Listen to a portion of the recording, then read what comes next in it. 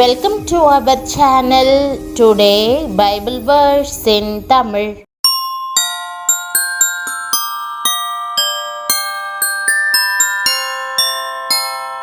இன்றைய வசனம் சகரியா 9ஆம் அதிகாரம் 17ஆம் வசனம்.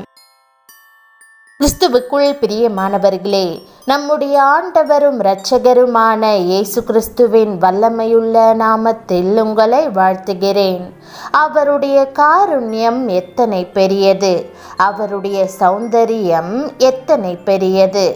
தானியம் வாலிபரையும் புது திராட்சரசம் கன்னிகைகளையும் வளர்க்கும் என்ற வசனத்தின்படி ஆண்டவர் உங்களை ஆசிர்வதிப்பாராக. தேவனால் தெரிந்து கொள்ளப்பட்டவர்கள் செழித்திருப்பது அவர்கள் மேல் தேவ தயவு இருப்பதன் அடையாளமாகவே விளங்குகிறது. தானியமும் திராட்சரசமும் ஆத்துமாவின் பலனையும் புத்துணர்வையும் குறிக்கிறது. தேவன் நம்மை எப்போதும் ஆசிர்வதிக்கவே விரும்புகிறார். என்னுடைய தயையை எல்லாம் நான் உனக்கு முன்பாக கடந்து போக பண்ணி கர்த்தருடைய நாமத்தை உனக்கு முன்பாக கூறுவேன். எவன் மேல் கிருபையாயிருக்க சித்தமாயிருப்பேனோ அவன் மேல் கிருபையாயிருப்பேன். எவன் மேல் இரக்கமாயிருக்க சித்தமாயிருப்பேனோ அவன் மேல் இரக்கமாயிருப்பேன் என்று கர்த்தர் மோசேயிடம் கூறினார். தம்முடைய ஜனங்கள் மேல் எல்லா நன்மைகளும் பொழிந்தருளப்பட வேண்டும் என்று அவர் விரும்புகிறார். தேவனுடைய வழிகளை பின்பற்றாமல் நாம் அநேகந்தரம் அவர் மனதை உடைய பண்ணினாலும் அவரை நேசிக்க தவறினாலும் அவரது அன்பு ஒருபோதும் மாறுவதே இல்லை. தம் நன்மைகள் எல்லாவற்றையும் தமது ஜனங்கள் அனுபவித்து மகிழ வேண்டும் என்றே அவர் விரும்புகிறார். இஸ்ரவேல் ஜனங்களை அவர் தமது நன்மையினால் நிரப்பி ஆசிர்வதித்தார். ஆனாலும் அவர்கள் அவரது ஆசீர்வாதங்களை சீக்கிரத்தில் மறந்தார்கள். ஆனாலும் அவர்கள் ஆசீர்வதிக்கப்பட்டவர்களாக இருக்க வேண்டும் என்றே தேவன் விரும்பினார். இப்போது வரைக்கும் இஸ்ரவேல் ஜனங்கள் ஆசீர்வதிக்கப்பட்டவர்களாகவே இருக்கிறார்கள். இன்றைக்கு உங்களை தமது நன்மையினால் நிரப்ப ஆண்டவர் விரும்புகிறார். நீங்கள் விசேஷித்தவர்களாக விளங்க வேண்டும் என்று தேவன் விரும்புகிறார். ஆகவே அவர் 23ஆம் சங்கீதத்தில் காணப்படும் எல்லா ஆசீர்வாதங்களாலும் உங்களை ஆசீர்வதிப்பாராக.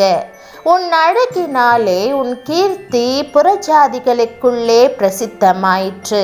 நான் உன்மேல் வைத்த என் மகிமையினாலே அது குறைவற்றதாய் இருந்ததென்று கர்த்தராகிய ஆண்டவர் சொல்லுகிறார். ஆம், நம் பேரை பெருமைப்படுத்த தேவன் விரும்புகிறார். தமது சௌந்தரியத்தால் நம்மை அலங்கரிக்க அவர் விரும்புகிறார். சீயோனிலே துயரப்பட்டவர்களை சீர்படுத்தவும் அவர்களுக்கு சாம்பலுக்கு பதிலாக சிங்காரத்தையும் துயரத்துக்கு பதிலாக ஆனந்த தைலத்தையும் ஒடுங்கின ஆவிக்கு பதிலாக துதியின் உடையையும் கொடுக்கவும் அவர் என்னை அனுப்பினார். அவர்கள் கர்த்தர் தம்முடைய மகிமைக்கென்று நாட்டின நீதியின் விருட்சங்கள் எனப்படுவார்கள் என்று வேதம் கூறுகிறது. தமது மகிமையை காட்டுவதற்காகவே இதை அவர் செய்கிறார். ஆண்டவர் நம்மை சிங்காரிக்கும் போது அவரது நாமம் மகிமைப்படும். அப்போது ஜனங்கள் இவர்கள் எவ்வளவு அழகாய் இருக்கிறார்கள் என்று வேப்படைவார்கள்.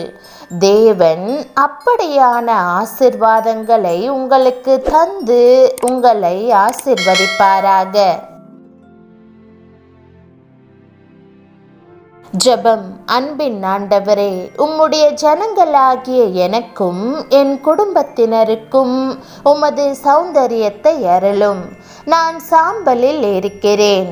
என்னுடைய சிறையிருப்பு எல்லாவற்றையும் மாற்றி உம் மகிமை என் மேல் காணப்படும்படி செய்யும். உம்முடைய ஆசீர்வாதத்தை எனக்கு கிரீடமாய் சூட்டுவீராக. தகப்பனே, என் குடும்பத்தை பார்க்கிறவர்கள் இவர்கள் உண்மையாகவே ஆண்டவரால் ஆசிர்வதிக்கப்பட்டவர்கள் என்று சொல்லி உமது நாமத்தை துதிப்பார்களாக. தகப்பனே, என் பேரை பெருமைப்படுத்தும். இயேசுவின் நாமத்தில் ஜெபிக்கிறேன் நல்ல பிதாவே, ஆமேன். தேவனுடைய நாமம் மகிமைப்படுவதாக. ஆமேன்.